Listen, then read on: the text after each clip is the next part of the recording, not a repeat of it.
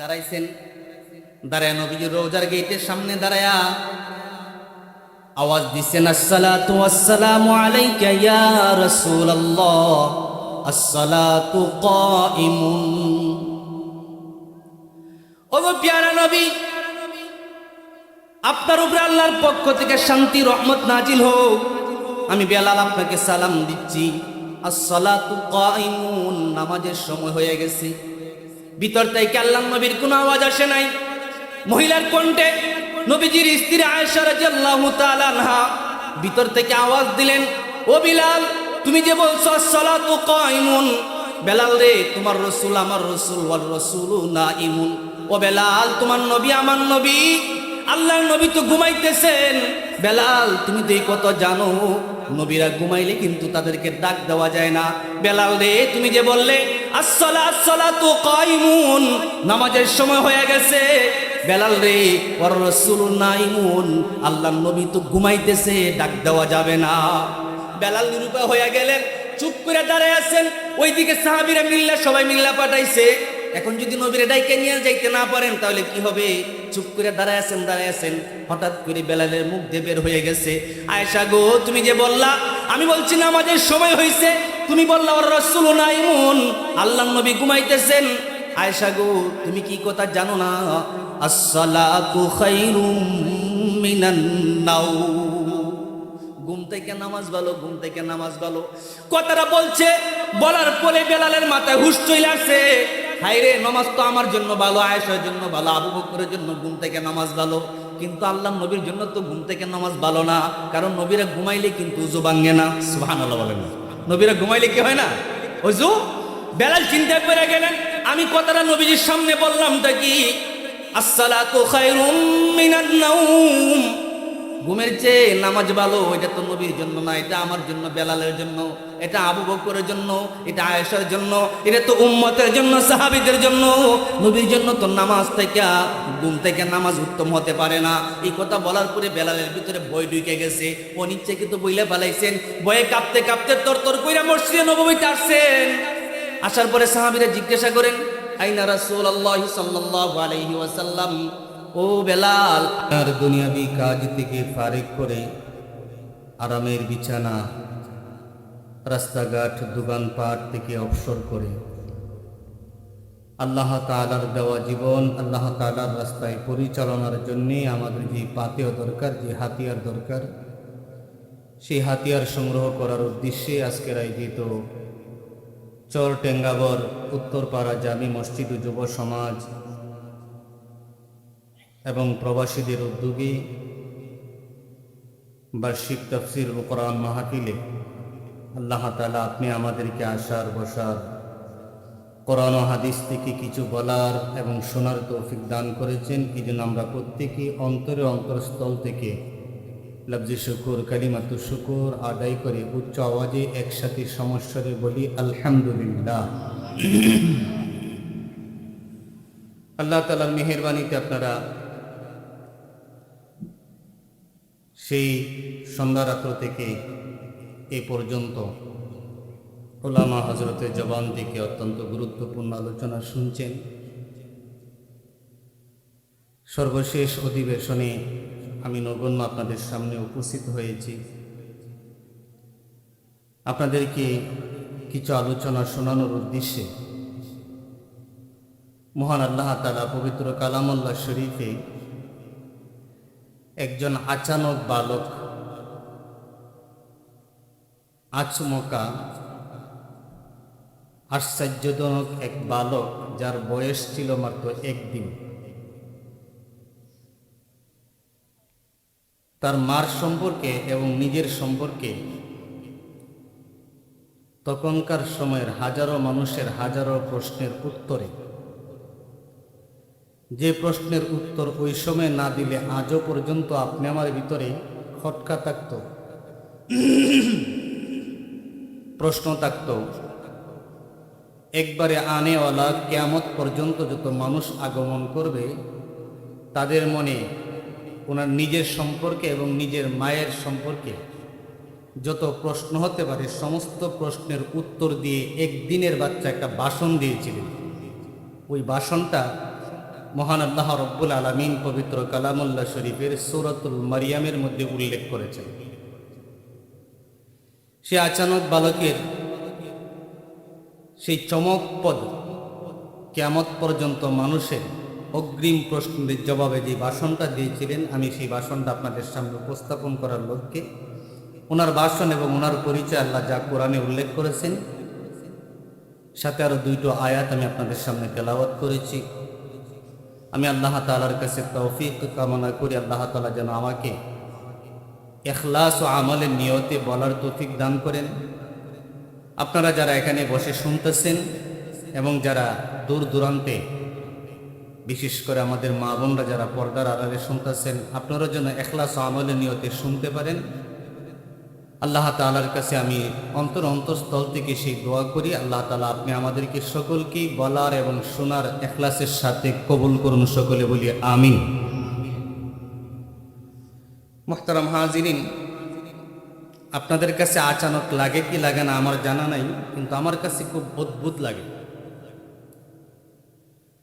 যে পৃথিবীতে আল্লাহ তাআলা এত মানুষ সৃষ্টি করেছেন এবং কিয়ামত পর্যন্ত সবচেয়ে শ্রেষ্ঠ জাতি মানুষকে আল্লাহ এই পরিমাণ সৃষ্টি করবেন, তাদের মধ্য থেকে একজন বাচ্চা, এরকম বাচ্চা যে একদিন বয়সে কিয়ামত পর্যন্ত আসনেওয়ালা মানুষের ভিতরে যত প্রশ্ন হতে পারে সমস্ত প্রশ্ন তার একদিন বয়সেই সে ভাষণ দিয়ে সবার উত্তর দিয়ে দিছে।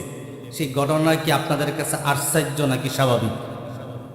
আশ্চর্য নাকি? আপনাদের এই চট্টাঙ্গাবর এলাকাতে এমন কোনো ইতিহাস আছে বলে আমরা এলাকাতে মনে হয় সম্ভবত একদিনের বাচ্চা এমনভাবে ভাষণ দিছে? কি কোন এমন বাচ্চা আপনাদের এলাকায় আছে? তাহলে 1 মাসে ভাষণ দিছে, 1 মাস বয়সে ভাষণ দিছে, এমন বাচ্চাও নাই? 1 বছর বয়সে ভাষণ দিয়েছে, 2 বছর বয়সে, 2 বছর, 4 বছর, 6 বছর বয়সে ভাষণ দিলে সেই ভাষণটা হয়তো তার সামান্যতম কথা হতে পারে, কিন্তু আনেওয়ালা কিয়ামত পর্যন্ত যত মানুষ দুনিয়াতে আগমন করবে এদের মনের ভিতরে যত প্রশ্ন ওনার মার সম্পর্কে এবং ওনার সম্পর্কে হওয়ার সম্ভাবনা ছিল, সবগুলি প্রশ্নের জবাবে একদিনের বাচ্চা প্রথম দিনই সেই প্রশ্নের জবাবগুলি নির্দ্বিধায় অবলীলায় এমন সুন্দর ভাষণ দিয়েছেন যে ভাষণটা আল্লাহ কোরআনের পাকের মধ্যে উল্লেখ করে দিয়েছে। সেই ভাষণটা আপনারা শুনতে রাজি আছেন ইনশাআল্লাহ? রাত্র তো অনেক হয়েছে, শেষ অধিবেশনে মানুষ খুব বেশি থাকে, আপনারা যে কজন আছেন আপনারা কি কেউ আমার রেখে চলে যাবেন? এই নিয়ত নাই তো কারো? এই ভাষণটা শুনতে ইচ্ছা আছে আপনাদের? কারা কারা ইচ্ছা আছে একটু হাত তুলে কষ্ট করে দেখান তো দেখি। আল্লাহ তাআলা আমাদের সকলকে কবুল করুন, সকলে বলে আমিন। এই ভাষণটা যে বাচ্চা দিয়েছিলেন, এই বাচ্চাটাকে আল্লাহ রব্বুল আলামিন এমন এক মায়ের গর্ভে জন্ম দিয়েছেন যে মা পৃথিবীর ইতিহাসে বিরল। এমন এক মায়ের গর্ভে আল্লাহ বাচ্চাকে জন্ম দিয়েছেন যে মা দুনিয়াতে আসার আগে আরেকজন পয়গাম্বর আছেন যিনি জনসমাজে, মানুষের সমাজে বসবাস করতেন না। সেই পয়গাম্বর হচ্ছেন হযরত খাজির আলাইহিস সালাতু ওয়াস সালাম। আমাদের লোক সমাজে পরিচিত সেই নামটা হচ্ছে খিজির। হযরত খাজির আলাইহিস সালাতু ওয়াস সালাম এবং নবী পয়গাম্বর মুসা আলাইহিস সালাতু ওয়াস সালাম দুইজন মিলে দোয়া করেছিলেন ওই বাচ্চার মায়ের জন্য। দুইজন পয়গাম্বরের দোয়ার বরকতে আল্লাহ ওই বাচ্চার মাকে ওই বাচ্চার মায়ের মা বাবার ঘরে জন্ম দিয়েছেন। সুবহানাল্লাহ। দুইজন পয়গাম্বর। একজন পয়গাম্বর কেমন? বলে যিনি মানুষের সাথে বসবাস করতেন না, হয়তো জঙ্গলে নতুবা পানির নিচে, পানির তলায়। নাম ওনার খাজির আলাইহিস সালাতু ওয়াস সালাম। তখনকার জমানার পয়গাম্বর মুসা আলাইহিস সালাতু ওয়াস সালাম, যার উপাধি ছিল কালিমুল্লাহ। উনি যখনই ইচ্ছা করতেন আল্লাহ রব্বুল আলামিনের সাথে কথা বলতে পারতেন। এই জলিলে কদর পয়গাম্বর মুসা আলাইহিস সালাতু ওয়াস সালাম একদিন ওয়াজ করতেছেন। মুসা আলাইহিস সালাতু ওয়াস সালামের জবানে একটু জড়তা ছিল, এই জন্য তিনি আল্লাহর কাছে দোয়া করেছিলেন, আল্লাহ আমার জবানের জড়তা তুমি দূর করে দাও, ইয়াফকাহুনা কাওলি, আমি মানুষকে যা বলি মানুষ যেন আমার কথাগুলি বুঝতে পারে। এরপরও জবানের জড়তা দূর হয় না। পরে তিনি আল্লাহর কাছে দোয়া করলেন, আল্লাহ আমার বায়াসার একজন নাম তার হারুন, তার মুখের ভাষা অত্যন্ত সৌন্দর্য, তার মুখের লাবণ্যতা, ভাষার লাবণ্যতা খুব বেশি। আল্লাহ, আমি পয়গাম্বর মুসার সাথে তুমি আমার ভাই হারুনকে পয়গাম্বর বানায় দাও। আল্লাহ এই দোয়াটা কবুল করিয়া মুসা আলাইহিস সালাতু ওয়াস সালামের ভাই হারুন আলাইহিস সালাতু ওয়াস সালামকে তিনিকেও আল্লাহ নবী বানাই দিয়েছেন। সুবহানাল্লাহ।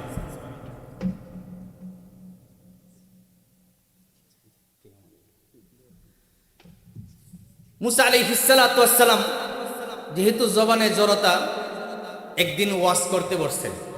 এখান থেকে একটা সবক আমাদের নেওয়া দরকার। অনেকেই উলামায়ে কেরামদেরকে যখন আপনারা ওয়াজ মাহফিলের আয়োজন করেন তখন আপনাদেরকে বলে, ওই এখন তো সমাজে ওয়াজ ব্যবসা চলছে। কি কোন বলে, কি বলে না? আপনারা রাগ করছেন? ভাই কি জানগা নাকি?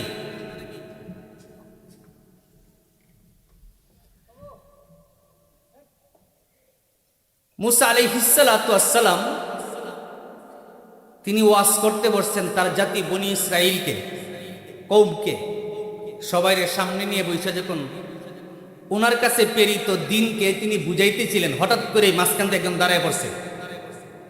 দাঁড়ায় কইতেছে, পয়গাম্বর মুসা, আজকে যে ওয়াজ করছেন ওয়াজটা এত ভালো লাগছে, আপনার এত জ্ঞান, আপনার এত পাণ্ডিত্যতা, আপনি এত ওয়াজ পারেন, এত সুন্দর ওয়াজ করতে পারেন, আপনার ভিতরে না জানি কি পরিমাণ এলেম আছে। আমরা দেখছেন না সমাজে অনেক আলেমের এলেম কম, কিন্তু ওয়াজটা সুন্দর করলে মনে হয় মাশাআল্লাহ অনেক বড় হুজুর, তাই না? এই ব্যক্তি বনি ইসরায়েলের এক ব্যক্তি দাঁড়ায় এই কথাটাই বলল, আজকে এত সুন্দর ওয়াজ করছেন, আপনার ওয়াজটা এত ভালো লাগছে। পয়গম্বর মুসা, আপনার কাছ থেকে জানতে চাই, এই জমানাতে যত মানুষ আছে এই মানুষের মধ্যে আপনি সবচেয়ে বড় আলেম নাকি আপনার চেয়েও কেউ বড় আলেম আছে? যে আপনি একটু বলতেন। লোকটার মনে মনে প্রশ্ন যে এত সুন্দর ওয়াজ করছে, উনি এত বড় আলেম, তাহলে উনার চেয়ে বড় আলেম যদি আর কেউ থাকে তাহলে সে কতই না সুন্দর ওয়াজ করবে। মুসা আলাইহিস সালাতু ওয়াস সালাম, উনি তো একজন পয়গাম্বর, কেমনি এই কথা বলেন? বলে, হ্যাঁ আমি সবচেয়ে বড় আলেম। আবার যদি এই কথা না বলে এই কথা বলেন যে না আমি সবচেয়ে বড় না, আমার চেয়েও বড় আলেম আছে, তাহলে বনি ইসরাইল এরা যে টেটনা বাহিনী, কিছু মানুষ আছে না সুজা না বুঝে উল্টা বুঝে, কি কোন আছে কি আছে না? এই যে আজকে ওয়াজ চলতেছে, কিছু মানুষ রাস্তাঘাটে হাঁটাহাঁটি করতেছে না, এরা সুজা বুঝছে না উল্টাটা বুঝছে। এই প্যান্ডেল নিচে বসলেই, এই প্যান্ডেলের নিচে বসলেই আলাইহিমুস সাকিনা, আল্লাহর পক্ষ থেকে সাকিনা নাজিল হয়। এখানে যদি কেউ ইখলাস নিয়ে বসতে পারে, বসার সাথে সাথেই পিছনের সগীরা গুনাহগুলি আল্লাহ মাফ করে দেন। যদি আখিরে মুনাজাত করিয়া মুনাজাতের সময় নিজের দিলে দিলে তওবা করতে পারে, আল্লাহ জীবনে যত গুনাহ করেছি, অবশ্যই অন্যায় করছি, তোমার নাফরমানি করছি, মালিক তুমি যদি আমাকে মাফ না করো জাহান্নামের আগুন আমি সহ্য করতে পারবো না, আল্লাহ তুমি গাফফার, তুমি আমারে মাফ করে দাও, আমি আর জীবনে গুনাহ করব না। এই কথা যদি কেউ বলতে পারে ইখলাসে, তাহলে জীবনের অতীতের সমস্ত কবিরা গুনাহকে আল্লাহ মাফ করে দেবে। এমন একটা সৌন্দর্যম প্যান্ডেল তুইয়া যারা রাস্তাঘাটে ঘুরতেছে, এরা কি সুজা না বেখা? এরা বেখা না, মানুষ সুজা, কিন্তু বুঝটা বেখা। বুঝকি এই বনি ইসরাইল এরা একটু বেখা বুঝের ছিল। মুসা আলাইহিস সালাতু ওয়াস সালাম চিন্তা করলেন, এখন যদি আমি বলি বলে না আমি বড় আলেম না, আমার চেয়ে বড় আলেম আছে, তাহলে টেটনারা আবার প্রশ্ন করবে, আপনি যদি বড় আলেম না হন তো নিজের নবী দাবি করেন কেন লেগে? যে বড় আলেম আল্লাহ তারা নবী বানাইতে পারে নাই, আপনি নবী হইতে গেলেন কেন? মুসা আলাইহিস সালাতু ওয়াস সালাম বিপাকে পড়লেন, তাহলে করবোটা কি? শেষে বললেন, যেহেতু আল্লাহ আমারে নবী বানাইছেন, এই হিসাবে আমি বড় আলেম। কথাটা বলছেন মজমুয়া শেষ। আল্লাহ মুসা আলাইহিস সালাতু ওয়াস সালামকে জিজ্ঞাসা করেন, মুসা তুমি যে বললা আমি বড় আলেম, এই আমি শব্দটা আমি আল্লাহ তাআলার কাছে পছন্দ হয়। সুবহানাল্লাহ।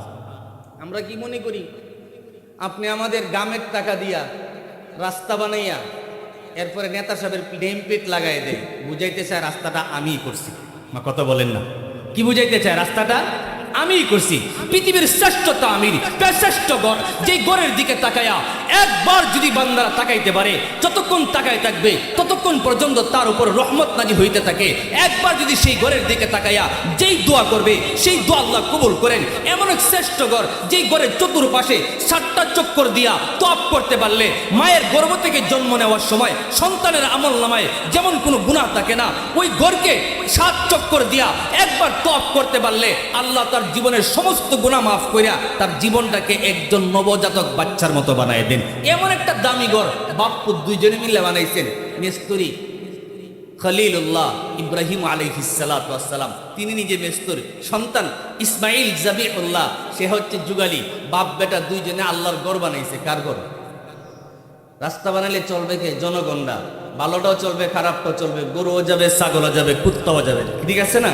সেখানে এমন এক ঘর, যেই ঘরে পৃথিবীতে আর কিয়ামত পর্যন্ত কোনোদিন কোনো বাতিল প্রবেশ করতে পারবে না। এই শ্রেষ্ঠ ঘরটাকে নির্মাণ কইরা বাপপুত দুইজন ঘরের সামনে দাঁড়াইয়া দোয়া করে, রব্বানা তাকাব্বাল মিন্না, আল্লাহ তুমি আমাদের পক্ষ থেকে ঘরটারে কবুল কইরা নাও। নাম নাই, নেম প্লেট নাই, অন্য কোনো চাহিদা নাই। আল্লাহ ঘরটা আমরা বানাইছি এমন কোনো কিছু না, বরং ঘর বানাইয়া দোয়া করেন, আল্লাহ আমরা তোমার ঘর তৈরি করছি তোমার অর্ডারে, আল্লাহ তুমি তোমার ঘরটাকে কবুল করে নাও। সুবহানাল্লাহ। আমি শব্দ আমরার কাছে খুব বেশি পছন্দ, আল্লাহ পছন্দ করেন। রাগ করছেন আপনারা? আল্লাহ পছন্দ বলছেন মুসা আলাইহিস সালাতু ওয়াস সালাম, আমি বড় আলেম। আল্লাহ বলেন, মুসা তোমার এই কথাটা আমার পছন্দ হইল না। তাহলে আল্লাহ আমার চেয়ে বড় আলেম অবশ্যই আছে, যেহেতু আপনি পছন্দ করছেন না। আল্লাহ বলেন, হ্যাঁ অনেক দিক দিয়ে তোমার চেয়ে এলেম বেশি এমন প্রিয় বান্দা দুনিয়ার জমিনে আমি রেখেছি। সুবহানাল্লাহ।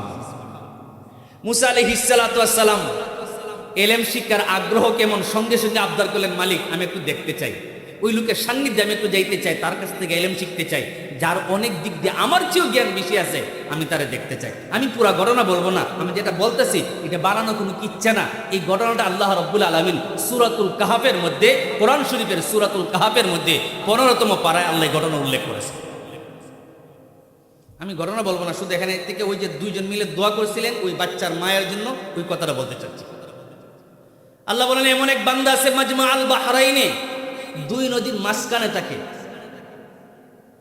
তুমি যদি তারে খুঁজতে চাও, দেখতে চাও, তার কাছ থেকে এলেম শিখতে চাও, তাহলে মুসা তুমি একটা জেতা মাছরে নিবা, নিয়ে সুন্দর করে কাটবা, কাইটিরে বাজি করবা, এরপরে তলে ব্যাগের মধ্যে লইয়া রওনা দিবা। ওই মাছটা যেখানে গিয়ে জিতা হইয়া ওইটা দৌড় দিবে, যেই দিকে যাবে তুমি ওই মাছের পিছে পিছে যাইবে, গেলে আমার সেই প্রিয় বান্দাটাকে পাইয়া যাবে। সুবহানাল্লাহ। আপনাদের কাছে এটা কেমন লাগলো? আপনাদের এলাকায় টাঙ্গা পড়ে এমন কোন ইতিহাস আসেনি যে মহিলারা মাছ কাটিয়া বাজি করার পরে এরপরও মাছ জিতা হইয়া দৌড় দেয়? আছে? মুসা আলাইহিস সালাতু ওয়াস সালাম তাই করলেন। সাথে একজন খাদেম নিছেন, নাম ইউশা ইবনে নুন। দুইজন চলতেছেন। মুসা আলাইহিস সালাতু ওয়াস সালাম নদীর পার দিয়ে চলতে ক্লান্ত হইয়া গেলেন। সাথীরে বললেন, আমি একটু রেস্ট নিন। ইউশা ইবনে নুন বললেন, ঠিক আছে আপনি রেস্ট নিন। ইউশা ইবনে নুন ওনার সাথে মুসা আলাইহিস সালাতু ওয়াস সালাম ছোট্ট একটা জায়গা, ওইখানে একটু উঁচু করছেন। কোন রেওয়ায়েতের মধ্যে আসছে বালি দিয়ে উঁচু করেছিলেন, অথবা কোনো পাথরে হাজারুন, কোনো পাথরের টুকরা ছিল, ওই কিতাটা হাজারিন, ওই পাথরের টুকরাটাকে মাথার নিচে দিয়ে ঘুমায় পড়ছে। এদিকে খাদেম তো সজাগ। হঠাৎ করে খাদেম দেখে বেগের ভিতরে কি যেন নড়াচড়া করে, কারণ তার ভিতরে এটা জ্ঞান নাই যে মাছ বাজিকি তো মাছ যেটা হয়ে দৌড় দিতে পারে, এই কথা খাদেমের জানা ছিল না।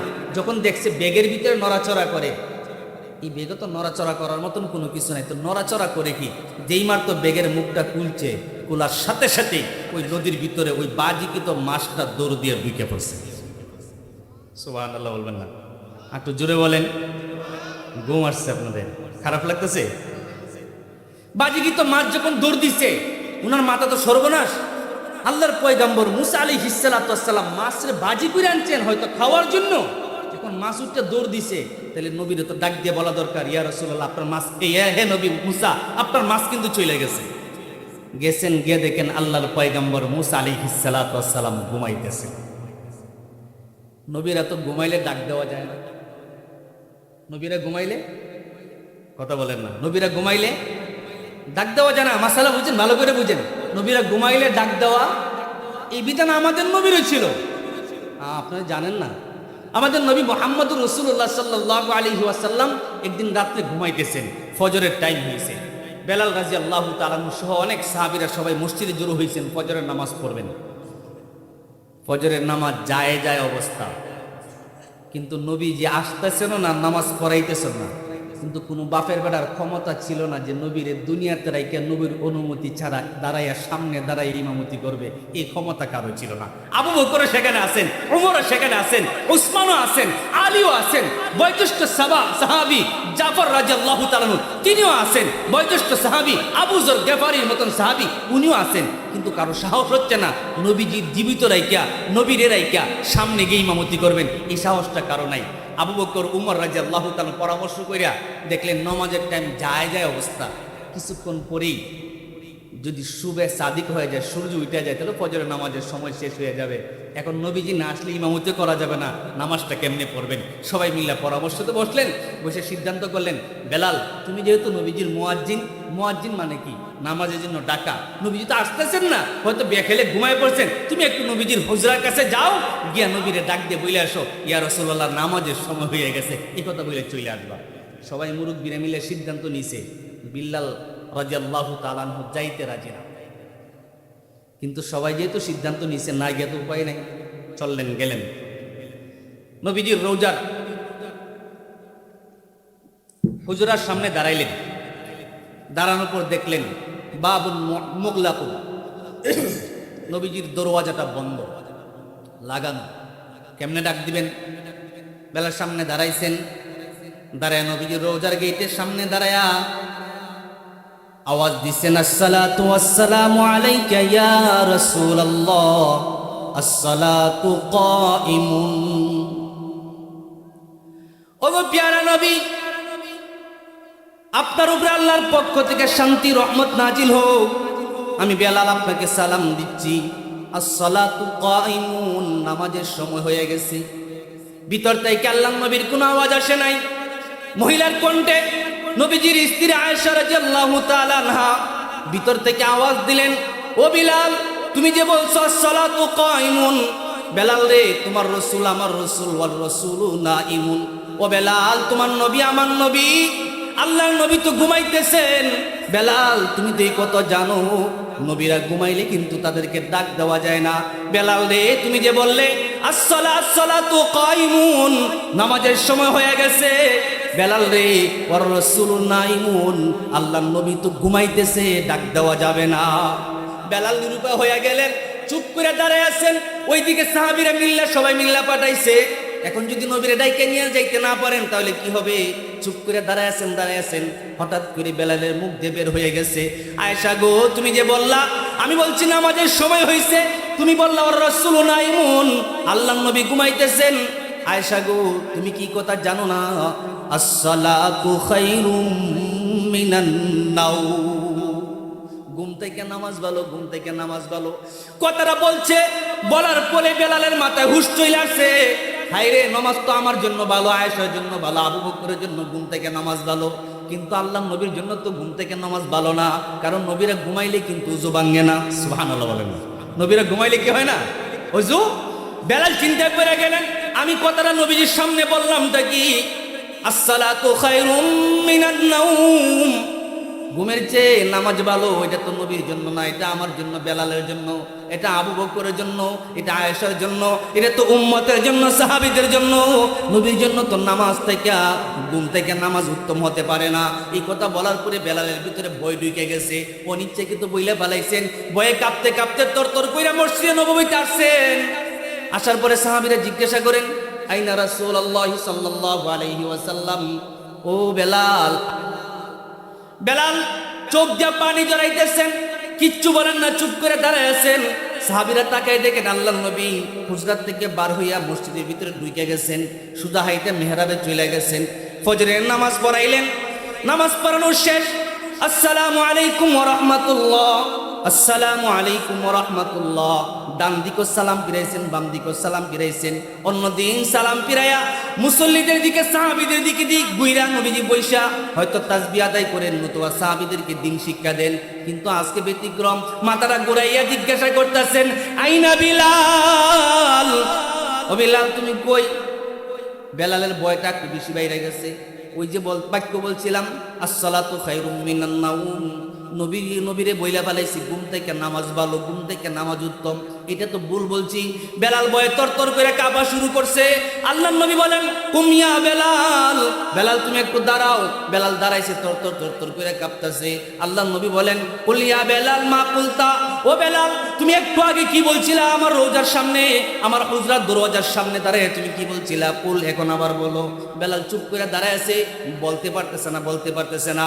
আল্লাহর নবী এবার বেলালকে একটু দমকে সুরে বললেন বেলাল বলো তো দেখি তুমি কি বলছিলে, কি বলছিলে। বেলাল এবার বলেন ইয়া রাসূলুল্লাহ, বেলাল তাকাল্লুম অনিচ্ছাকৃতভাবে আমার জবান দিয়ে বের হয়ে গেছে আসসালাতু খায়রুম মিনান নাওম। নবী গো এই কথাটা আমি ইচ্ছা করে বলি নাই। আল্লাহর নবী সঙ্গে সঙ্গে একটা মুস্কি হাসি দিয়েছেন, দিয়া বলতেছেন বেলাল রে তোমার মুখ দিয়ে যে শব্দটা বাক্যটা বের হইছে ওই বাক্যটা আমি আর কোনোদিন শুনি নাই। তুমি যখন বাক্যটা বলতেছিলে আমি নবী তখন ঘুমাইতেছিলাম, তোমার জবান থেকে এই বাক্যটা আমি শুনতে পারছিলাম না। বেলাল তুমি যখন এই বাক্যটা বলছো আল্লাহ রাব্বুল আলামিন এই বাক্যটা শুনছেন, জিব্রাইল পাঠাইয়া আমি নবীরে জানাই দিয়েছেন আজ থেকে নিয়ে কিয়ামত পর্যন্ত যতদিন ফজরের আজান হবে প্রত্যেকদিন ফজরের আজানের মধ্যে আসসালাতু খায়রুম মিনান নাওম কিয়ামত পর্যন্ত চলবে। নবীরা ঘুমাইলে ডাক দেওয়া যায়। ইউসুফ ইবনে নুন গেলেন মুসা আলাইহিস সালাতু ওয়াস সালামকে ডাক দিতে, গিয়ে দেখলেন ঘুমাইতেছেন। ডাক দেওয়া যাবে নি? কথা বলেন না আপনারা, ডাক দেওয়া যাবে? বৈশা রইছেন, নবীজির ঘুম ভাঙুক তাইলে বলবো। হযরত মুসা আলাইহিস সালাতু ওয়াস সালামের ঘুম ভাঙছে পরক্ষণে। ঘুমাইছেন যে টেনশন নিয়া, টেনশন তো একটাই, ওই মাছ কখন উঠে দৌড় দিবে মাজমা আল বাহরাইনে দুই নদীর মাঝখানে ওই প্রিয় বান্দারে পাওয়া যাবে যার এলেম আমার চেয়েও বেশি, তার কাছ থেকে এলেম শিখতে হবে। ওই যে মনের চাহিদা তৃষ্ণা। ঘুম থেকে জাগ্রত সাথে সাথেই ইউসুফ ইবনে নুনকে বললেন এই দুস্ত চলো। এই যে চলো কইছেন একটু মেজাজি ছিলেন, যারা একটু গরম মেজাজি হয় তাদের সাথে যারা চলে এরা কিন্তু দেখবেন একটু হিসাব নিকাশ করে চলা লাগে, এদিক সেদিক কথাবার্তা বলতে চায় না, এটা বলতে চায় না। যে মুসা আলাইহিস সালাম বলছেন ইউসুফ ইবনে নুনকে এই চলো, ইনতালিক চলো, কেউ ব্যাগ লইয়া চলা শুরু করছে, রওনা দিছে। যাইতে যাইতে যখন একদিন ওভার হয়ে গেছে মুসা আলাইহিস সালাতু ওয়াস সালাম বলেন আতিনা গাদা আনা, বাইরে ইউসা পেটে খুব ক্ষুধা লাগছে, একটু খাবার দাও। খাবার দিবেন করতে ওই সব নুনের স্মরণ হয়েছে ব্যাগের মধ্যে তো মাছ ভাজি আছে। ব্যাগের মুখ খুলতে গেছে, পরে স্মরণ হয়েছে সর্বনাশ, মাছ তো মুখ জায়গায় তুইটা দৌড় দিছিল। কথা বলেন না। সঙ্গে সঙ্গে পয়গাম্বর মুসা আলাইহিস সালাতু ওয়াস সালামকে বলতেছেন ওগো আল্লাহর পয়গাম্বর মুসা, আমি তো ভুলে গেছিলাম, ইন্নী নাসিতুল হুদা, আমি তো মাছের কথা ভুলে গেছি। এখন আপনি নাস্তা চাচ্ছেন, নাস্তা দিব কোথায় থেকে? আপনার বাজি কি তো মাছটা তো ওইটা ওই নদীর মাঝখানে ওইটা দৌড় দিছিল, আমি তো এই কথা করতে বলতে আপনাকে ভুলে গেছি। আমি ভুলে যাই নাই, ওমা আনসানিহু ইল্লা শায়তান, শয়তান আমারে ভুলাই দিছে। এখান থেকে কি মেসেজ পাইলাম? ভালো জিনিস ভুলাই দিয়ে কেটায়। কথা বলেন, জোরে বলেন। হ্যাঁ, ভালো জিনিস ভুলাই দিয়ে কে? নামাজে দাঁড়াইলে মনটারে এদিক সেদিক নিয়ে যায় কেটা? একটা বিশেষ বাহিনী শয়তান তৈরি করে রাখে, এদেরকে সর্বোত্তম উপটোকন দেয়। কেন জানেন? নামাজি ব্যক্তির মনটা যদি বার করে এদিক সেদিক নিয়ে যায়, আপনারও নেই, আমারও নেই, হুজুরও নেই, আরেকজনের নেই, সবাই নেই। কিন্তু যারা এই কথা চিন্তা করে আনতা আবুদাল্লাহ কান্নাকা তারাহু ফাইন লাম তাকুন তারাহু ফাইন্নাহু ইয়ারাক, আমি আল্লাহরে দেখতেছি, আল্লাহ আমারে দেখতেছেন, আমি আল্লাহরে না দেখলো আল্লাহ আমারে দেখতেছেন, আমার মনটা কই আছে না আছে, এই কথা চিন্তা করে মনটারে যে নামাজে বসাই রাখে সে হচ্ছে প্রকৃত নামাজি। আর যার মন নামাজ থেকে এদিক যাওয়ার পরে আর ফিরে নিয়ে আসে না, সে প্রকৃত নামাজি। একমাত্র পৃথিবীতে একজন মানব আছেন, উনার ভিতরে শয়তান ঢুকতে পারে না। আপনি আমার প্রত্যেকের ভিতরে শয়তান ঢুকতে পারে। এই যে আমাদের বাম সিনা, বুকের দুইটা পাট আছে না, এটা ডান পাট, এটা বাম পাট। এই বাম পাটের পিছনে আমাদের প্রত্যেকের একটা রাস্তা আছে, শয়তান ঢুকার রাস্তা।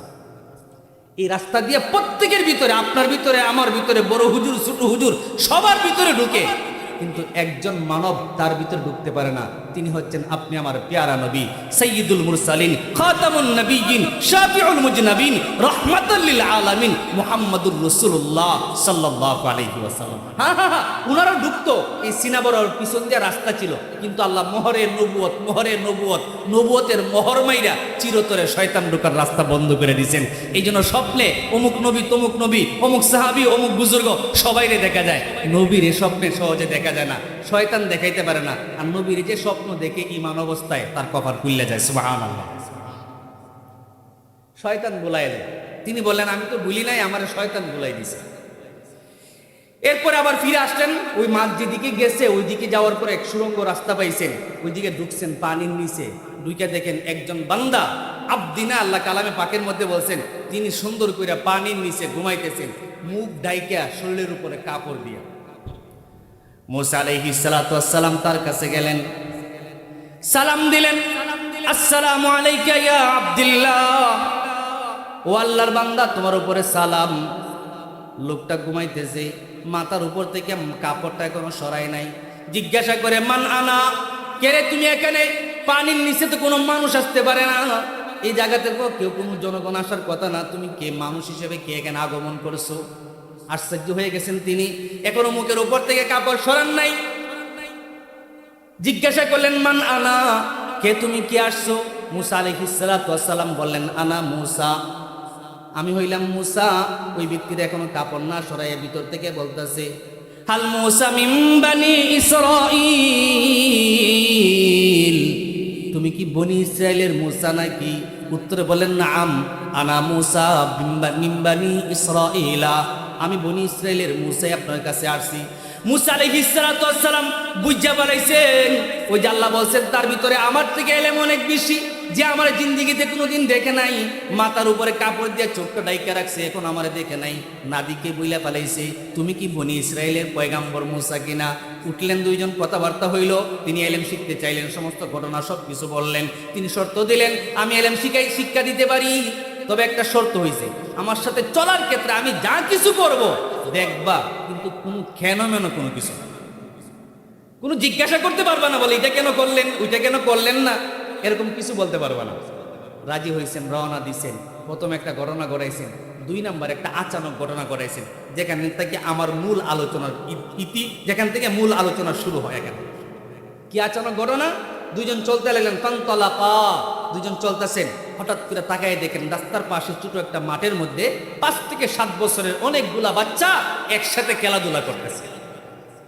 বাচ্চারা খেলাধুলা করলে দেখতে সুন্দর লাগে না? খাজির আলাইহিস সালাম মুসা আলাইহিস সালামকে বললেন, ভাই মুসা একটু দাঁড়াও, কিফ ইয়া আখিল মুসা, হে প্রিয় ভাই মুসা একটু দাঁড়াও।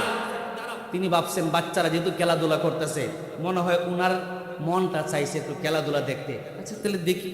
মুসা আলাইহিস সালাম বাচ্চাদের দিকে তাকাইলেন, তাকায় দেখেন এই বাচ্চাদের মধ্যে এমন একটা বাচ্চা আছে, এত সুন্দর চেহারা, তার চেহারার দিকে মুসা আলাইহিস সালাম তাকাইয়া চোখ ফিরাইতে পারতেছিলেন না।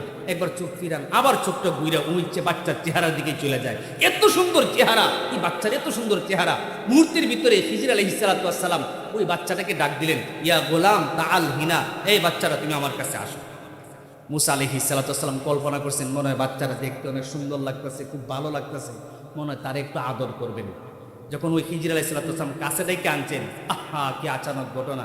কাছে ডেকে নিয়ে একটা হাত দিয়ে মাথার মধ্যে ধরছেন, একটা হাত দিয়ে বাহুর মধ্যে ধরছেন, ধরে এই সুন্দর বাচ্চার যার চেহারা এত সুন্দর, একবার তাকাইলে চুপ ফিরে নেওয়া যায় না, এর মাথাটা শরীর থেকে মুসর দিয়ে সিরা দূরে উড়ে ফেলে দিয়েছে। মুসা আলাইহিস সালাম দিকে মেজাজ গরম হয়ে গেছে, জিজ্ঞাসা করতেছেন আকাতালতা নাফসান জাকিয়া, আপনি কাজটা করলেনটা কি? এমন একটা বাচ্চা যার চেহারা দিকে আমি বারবার তাকাইতেছিলাম, এত সুন্দর চেহারা, আকাতালতা নাফসান জাকিয়া, এমন একটা পুত পবিত্র বাচ্চা যে অপরাধ করলে কোনো অপরাধী হিসেবে সাব্যস্ত হয় না, যে গুনাহ করলে তার আমল নামায় গুনাই লেখা হয় না, আপনি বাচ্চাটারে হত্যা করে ফেললেন, এমন একটা বাচ্চারে মাথারে ছিঁড়ে ফালাই দিলেন। তিনি তখন উত্তর দেন নাই, বলছেন আমি তো তোমার আগেই বলছিলাম, আমি কি তোমাকে আগে বলি নাই যে তুমি আমার সাথে ধৈর্য ধরে এলেম শিখতে পারবে না? তিনি বলেন হ্যাঁ বলছিলাম তো। তাহলে ভুল হয়েছে, আর করবো না, যান সামনে আগান। সামনে আগাইলেন, চললেন, শেষ মুহূর্তে ওই কথার ব্যাখ্যা দিলেন, বাচ্চাটাকে কেন মাথা চিরা দূরে পালাই দিয়েছিলেন। পয়গম্বর খাজির আলাইহিস সালাম মুসাকে বললেন, মুসা, আমি বাচ্চার কপালে লেখা দেখতেছিলাম কাফের শব্দ লিখা, এটা দ্বারা বুঝছি বাচ্চাটা ভবিষ্যতে কাফের হবে। এই বাচ্চার প্রতি তুমি একবার দিকে যেমন করে তার প্রেমে পড়ে গেছিলা, তার মায়া মহব্বতে পড়ে গেছিলা, তার মা বাবা এই বাচ্চার পিছনে, এই বাচ্চাদের দিকে, বাচ্চার জন্য মা বাবা প্রেমে আর মহব্বতে পড়ে থাকবে। এই বাচ্চা ভবিষ্যতে নিজেও কাফের হবে, মা বাপও কাফের বানাইবে, তারা যারা অনুসরণ করবে তারাও কাফের হবে। আমি ওই সমস্ত মা বাপ সহ ওই সমস্ত মানুষদেরকে জাহান্নাম থেকে বাঁচানোর জন্য এই বাচ্চাটাকে মাথা চিরা হত্যা করছি, এই জন্য যেন তারা জাহান্নামের লাকড়ি না হয়। বিনিময়ে পয়গম্বর মুসা, আমি আল্লাহ তাআলার কাছে দোয়া করতেছি, আল্লাহ যেন ওই বাচ্চার মা বাবার ঘরে এমন এক বাচ্চার জন্ম দেন, যে এই বাচ্চা পৃথিবীর ইতিহাসে শ্রেষ্ঠ বাচ্চা হিসেবে, শ্রেষ্ঠ সন্তান হিসেবে যেন কিয়ামত পর্যন্ত এই পৃথিবীর বুকে বাইচা থাকে। সুবহানাল্লাহ। মুসা আলাইহিস সালাম আমিন বলছেন। ওই মায়ের গর্ভে ওই আমাদের আচানক বাচ্চার মা তিনি জন্মগ্রহণ করছেন। সুবহানাল্লাহ। কিন্তু ছেলে মারছিলেন, বিনিময়ে আল্লাহ ওই মায়ের গর্ভে, মা বাপের গর্ভে একজন মেয়ে বাচ্চা দান করছেন। এই মেয়ে বাচ্চা হচ্ছে আমাদের আচানক বাচ্চার বাপ। এই মেয়ে বাচ্চাটা জন্মগ্রহণ করার কিছুদিন পরেই পৃথিবী থেকে মা বাবা দুইজন ইন্তেকাল করছে। বলেন তো, যেই মা বাবা এত সুন্দর বাচ্চাকে লালন পালন করছিলেন, যারে খাজির আলাইহিস সালাম হত্যেন, যারে খাজির আলাইহিস সালাম হত্যেন, যারে খাজির আলাইহিস সালাম হত্যেন।